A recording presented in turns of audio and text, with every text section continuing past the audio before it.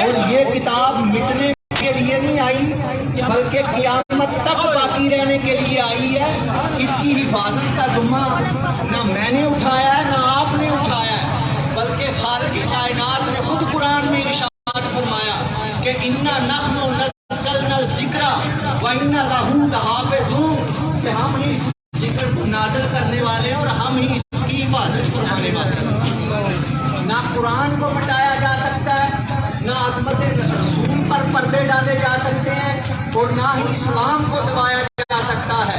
قرآن کا محافظ خدا، اسلام کا محافظ خدا، ناموس رسالت کا محافظ خدا، ان تینوں سے جو ٹکرائے گا وہ خود پاش پاش ہو جائے گا.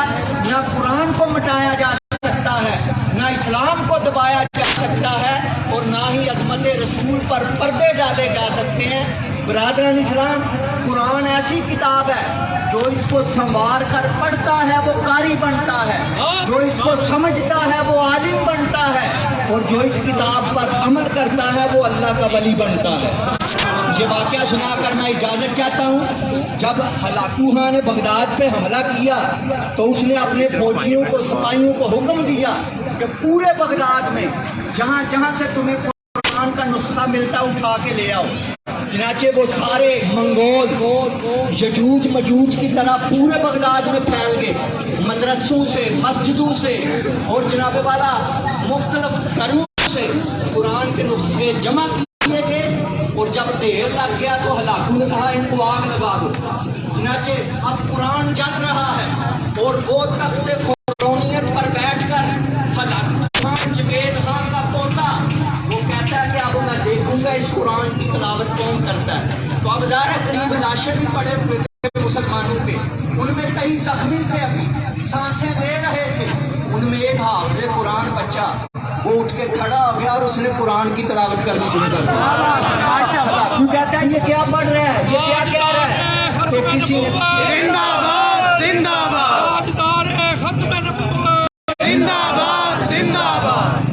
ہلاکو کہتا ہے یہ کیا تلاوت کر رہا ہے، کیا پڑھ رہا ہے؟ تو کسی نے اس کے ذہن و ضمیر کو جھنجھوڑا اور کہا ارے ظالم، جس قرآن کو تم نے جلایا ہے نا اسی قرآن کی تلاوت کر کے تمہیں پیغام دے رہا ہے کہ صفوں سے تو قرآن کو تم نے جلا دیا، ہمارے سینوں سے قرآن کس طرح نکال سکتا ہے. یہ جتنے بچے کھڑے ہیں اب سویڈن والوں کو کہو کہ تم قرآن کو، مصحف کو تو جلا رہے ہو، ان بچوں کو کس طرح ختم کر سکتے ہو، اس جذبے کو کیسے ختم کر سکتے ہو؟ تو برادران اسلام ایک ہی بات ہے، اگر قرآن کی حفاظت اور عزت کروانا چاہتے ہو تو ایک ہی چیز ہے کہ رسول اللہ کے دامن سے وابستہ ہو جاؤ.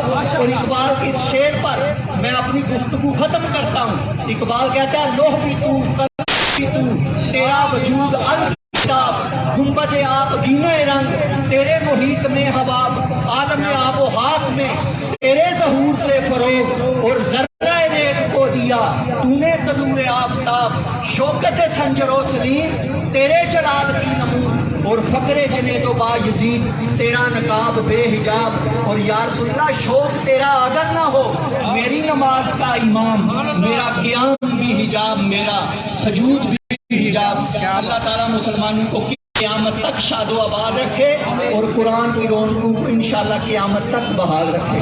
وما علینا الا البلاغ. گستاخ قرآن کی ایک سزا، سرتن سے جدا، سرتن سے جدا. عزیزان محترمی اور مکرمی ڈاکٹر نعیم شہزاد مرزا صاحب ضلعی نائب امیر تحریک لبیک یا رسول اللہ، آپ دوران گفتگو تشریف لے کے آئے. 2 منٹ کے اظہار خیال کے بعد